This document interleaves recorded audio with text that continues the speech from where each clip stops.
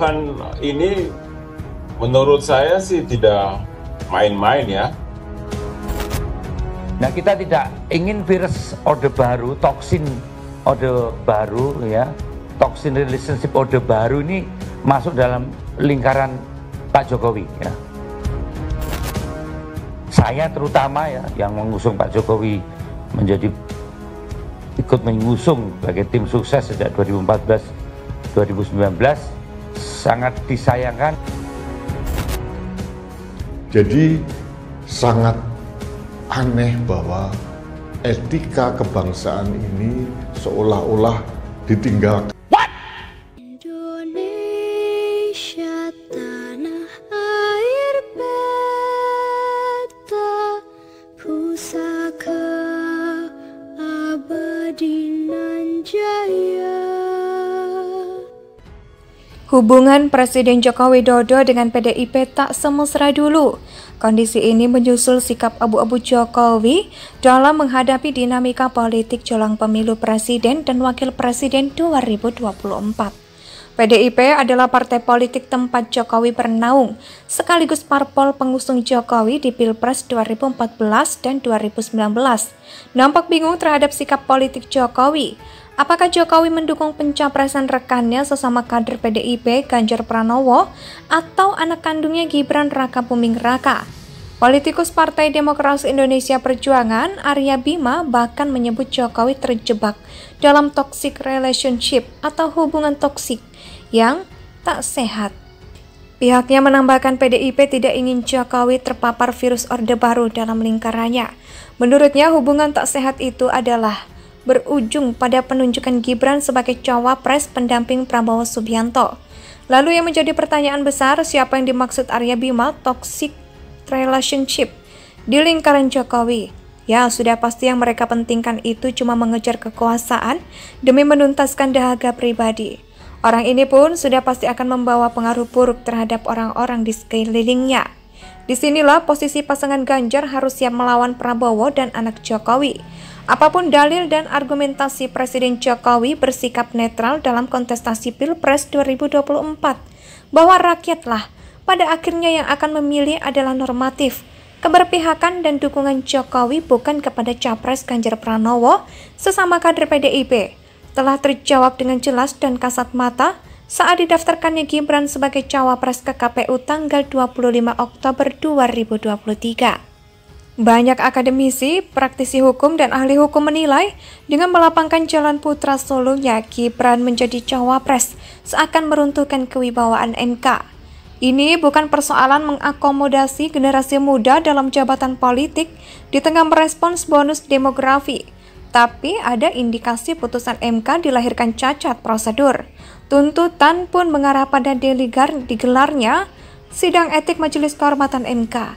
Yang menjadi pertanyaan besarnya adalah mengapa Pak Jokowi yang telah menjadi role model pemimpin rakyat yang dulu kita kenal awal saat berangkat dari Solo untuk kontestasi Pilgub DKI Jakarta tahun 2012 berbeda dengan Pak Jokowi sekarang.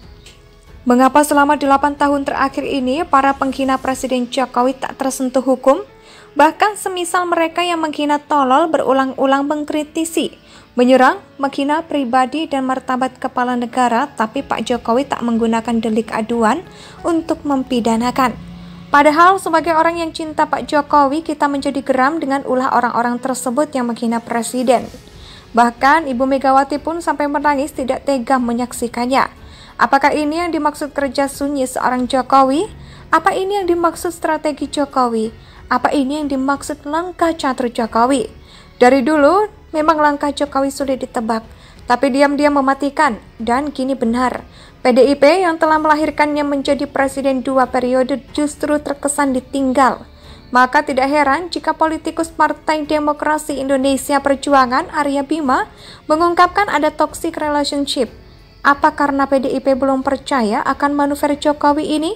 Tentu Jokowi punya perhitungan sendiri. Pihaknya ingin melahirkan pemimpin yang mampu melanjutkan kepemimpinannya selama 10 tahun sebagai presiden, yaitu pasangan Ganjar maupun pasangan Prabowo, karena selama ini cuma keduanya yang di-endorse sejak ramai-ramainya siapa bakal calon presiden di 2024. Hubungan Presiden Joko Widodo dengan PDIP tak semesra dulu. Kondisi ini menyusul sikap abu-abu Jokowi dalam menghadapi dinamika politik jelang pemilu presiden dan wakil presiden 2024. PDIP adalah partai politik tempat Jokowi bernaung, sekaligus parpol pengusung Jokowi di Pilpres 2014 dan 2019. Nampak bingung terhadap sikap politik Jokowi. Apakah Jokowi mendukung pencapresan rekannya sesama kader PDIP Ganjar Pranowo atau anak kandungnya Gibran Raka Buming Raka? Politikus Partai Demokrasi Indonesia Perjuangan Arya Bima bahkan menyebut Jokowi terjebak dalam toxic relationship atau hubungan toksik yang tak sehat. Pihaknya menambahkan PDIP tidak ingin Jokowi terpapar virus Orde Baru dalam lingkarannya. Menurutnya hubungan tak sehat itu adalah berujung pada penunjukan Gibran sebagai cawapres pendamping Prabowo Subianto.